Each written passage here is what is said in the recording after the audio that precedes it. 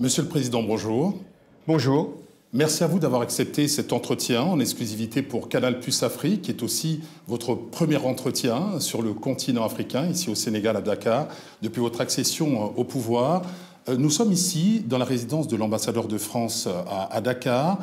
Est-ce que ce voyage est particulier pour vous en tant que chef d'État?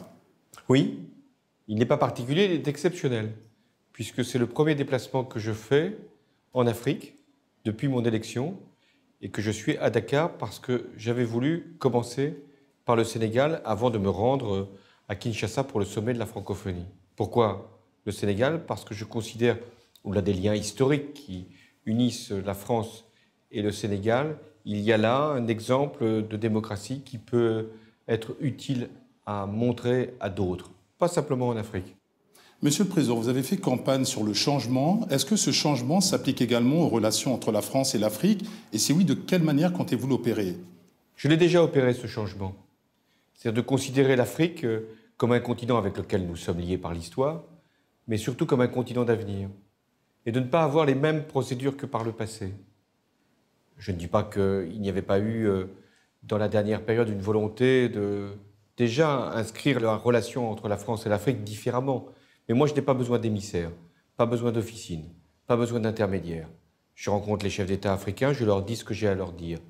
Parfois, je leur présente un certain nombre de projets que nous pouvons faire ensemble. Parfois, je souligne un certain nombre de manquements. Et je ne crains pas, en disant qu'il n'y a pas toujours satisfaction sur le plan de la démocratie, de perdre les projets que je présente devant eux. Cette relation sonne-t-elle le glas de ce qu'on a appelé, il n'y a encore pas si longtemps que cela, la France-Afrique, et ouvre-t-elle une voie plus vaste encore vers les démocraties? Oui, la France-Afrique, c'est fini. Il y a la France, il y a l'Afrique, et il y a la relation que la France et l'Afrique doivent avoir. C'est-à-dire une relation faite de franchise, de clarté et de respect. Est-ce que ça veut dire que nous devons nous tourner que vers les démocraties? En termes d'aide, oui, je considère que c'est là que nous avons une priorité. Mais je ne veux pas ignorer les peuples. Je connais un certain nombre de souffrances, de situations difficiles. Et donc, nous continuerons à faire que l'Afrique puisse recevoir partout le soutien de la France. Parce que ce qui m'intéresse, ce sont les Africains. Et parfois, si je déplore qui les représente, je ne juge pas les pays simplement par rapport à leurs gouvernants. Cette équité dont vous avez parlé dans votre discours à l'Assemblée nationale du Sénégal nous permet de revenir sur la question de l'économie.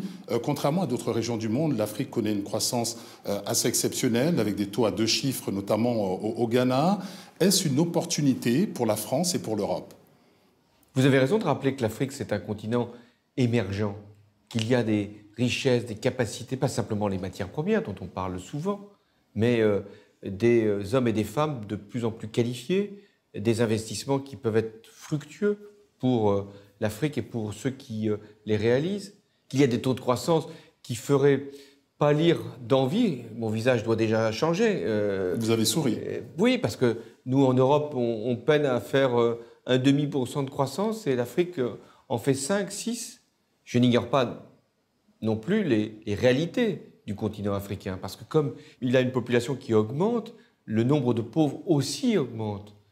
Et il y a donc toujours à faire que l'Afrique puisse être un continent d'opportunités, d'investissement, de réussite commune, mais aussi un continent pour lequel nous devons avoir de la solidarité. Et c'est en cela que cette répartition de la croissance, des richesses peut ouvrir justement à des avancées sur le plan démocratique. On peut penser au pluralisme politique, à la liberté d'expression, à plus d'équité et le rôle de la femme, notamment dans la société. De la capacité qu'aura l'Afrique à se mettre dans les règles de la démocratie dépendra aussi son avenir. L'Afrique, elle peut prendre sa place dans la mondialisation, elle peut être le continent majeur dans les 50 ans qui viennent. Sauf qu'elle doit aussi régler la question démocratique. Parce que s'il n'y a pas la démocratie, s'il n'y a pas le respect des droits, s'il n'y a pas l'égalité entre femmes et hommes, alors il y aura toutes les entraves, tous les obstacles qui reviendront. D'abord, il n'y aura pas la sécurité, il n'y aura pas la stabilité, donc les investisseurs ne viendront pas, et il n'y aura pas la libération de tous les acteurs et de tous les potentiels. La démocratie, ce n'est pas simplement une exigence pour faire que le pluralisme existe, c'est aussi un levier pour faire le développement. Vous avez évoqué la stabilité, Monsieur le Président. À l'heure où nous parlons, le Mali connaît une crise grave qui dépasse les frontières de la CEDEAO. Quelle est la position de la France aujourd'hui? La position de la France, c'est d'avoir voulu une résolution du Conseil de sécurité pour permettre une intervention dont la responsabilité reviendrait aux Africains et aux Africains seuls. Ce que je veux avec la France, c'est que le Conseil de sécurité puisse offrir un cadre légal pour une intervention. Ce que je veux avec la France, c'est en terminer avec le terrorisme qui existe en Nord-Mali. Ce que je veux avec l'Europe, avec le monde, c'est que nous n'acceptions pas la partition du Mali. Ce que je veux, c'est permettre, après une résolution qui vient d'être votée au Conseil de sécurité, que la CEDEAO, l'Afrique de l'Ouest, que l'Union africaine puisse préparer une intervention. Il y aura donc une deuxième résolution dans 45 jours pour dire que la communauté internationale soutiendra cette intervention. Après, c'est aux Africains de mettre en œuvre et c'est aux Français, pas simplement aux Français, aux Européens, à tous ceux qui le voudront, d'aider, de soutenir, d'accompagner. Mais le temps où c'est la France qui vient faire des opérations de police ou de gendarmerie en Afrique est terminé. C'est une vision d'avenir. L'avenir, c'est la jeunesse. Vous en avez fait une priorité. Ces jeunes aujourd'hui qui peuplent l'Afrique, l'Afrique qui est un continent jeune, 20 ans de moyenne d'âge contre 40 en Europe, attendent beaucoup de choses. Que pourriez-vous leur dire, notamment pour ceux qui veulent venir étudier en Europe ou travailler en Europe? La jeunesse africaine, elle est en attente. Elle sait qu'elle va participer à une très grande aventure en Afrique. Mais elle est tentée d'aller voir ailleurs, parce qu'elle peut être bien formée, mais ne pas trouver un emploi sur place. Elle peut être parfois dans la pauvreté et ne pas voir la possibilité de réussir sur son propre continent. Alors est-ce que la France doit ouvrir grandes les portes? Elle ne le peut pas. Elle ne le doit pas, parce que ce ne serait pas rendre service, ni aux jeunes, ni à l'Afrique, ni à la France.